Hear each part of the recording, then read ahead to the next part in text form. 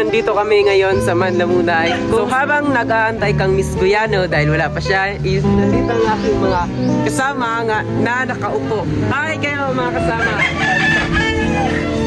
2 hours later. So ayun guys, natagalan kami rito at napagplanuhan namin na umalis na lang kasi may paparating na ulan mismo. So ayun si Ginoong Sanchez na una na at aking driver na si Miss Shalana.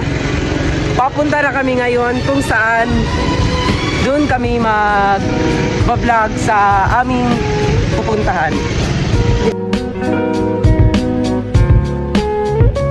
So napagplanuhan namin na bumili muna ng snacks na mga kakainin namin sa aming pupuntahan. So anong bibili natin guys? So napagplanuhan namin bumili ng 1.5 Go!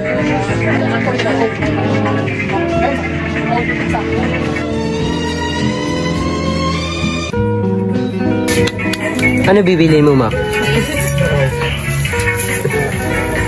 So, ayun. Andito nga kami ngayon sa palayan nila Miss Ordanza kung saan lalakbayin namin ang kanyang napakalaking lupaan dito at na may tanim na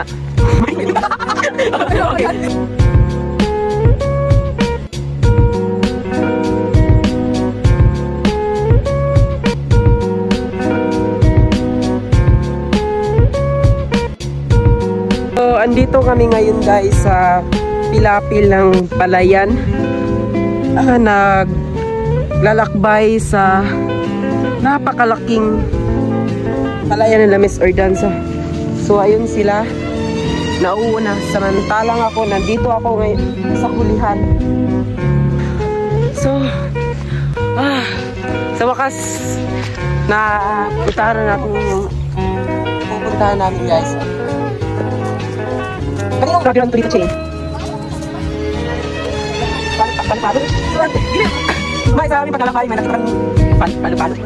So, ganito siya makakasabay.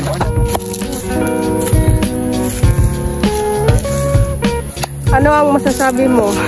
Ang init. Pero, maganda dito kasi tanaw mo yung buong palayan. Tsaka may nakita akong fish pan dito. Puntahan niyo natin. So, andito nga kami ngayon sa kubo sa may tabing palayan kung saan nakaupo kami kasi inabutan kami ng pagod sa paglalakbay. So, ayon sa kanila, itong palay nila is matagal na raw tinanim. So, kita niyo man siguro matagal lang tayo pero hindi pa rin namumunga. So, ayun. Sa tabing palayan is may ilog ito na napakalubog. Di ba mag-watch ng script, mag-gusto mag-istorya sa video. Nandito na si Miss Shalana. Gusto na maka-istorya sa video guys. So, wala akong salinas, madili ka manunog kay ila sa niligan. Mag-watch ang script na kami kaya ang istorya na ko. So, pag nandito kayo guys, is feel nyo is komportable sa lakas ng hangin at talagang fresh na fresh. Ma-unwind talaga kayo dito. Kaya pumunta na kayo.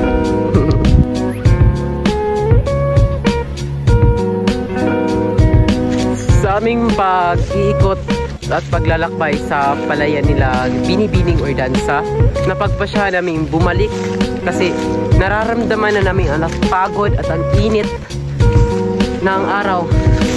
So, ayan siya.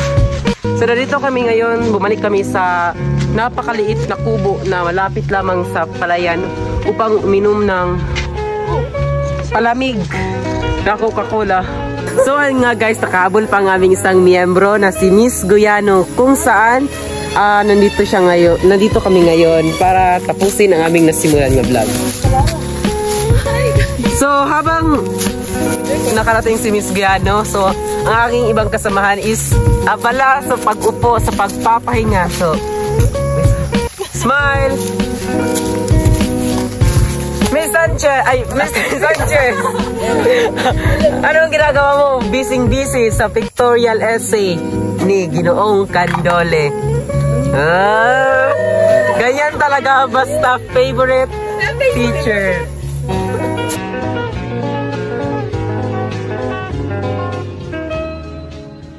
Nandito tayo sa isa sa pinagkukunang hanap buhay ng Ordanza family, na kung saan ito ay pinaka-importanteng produksyon ng Pilipinas, na kung saan dito kumukuha ang mga Pilipino ng pagkain.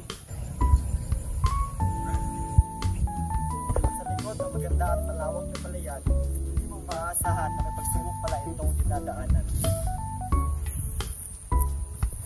Tulad sa pagbabago ng klima, problema sa pinansyal at iba pa. Sa likod ng mga problema na pinagdaanan ng magsasaka at ng may-ari, financial crisis, pagbabago ng klima, mga dumaragsa ng mga peste at iba pa. Dito sila kumukuha ng lakas upang maitaguyod lalo ang kanilang palayan at ang kanilang hanap buhay.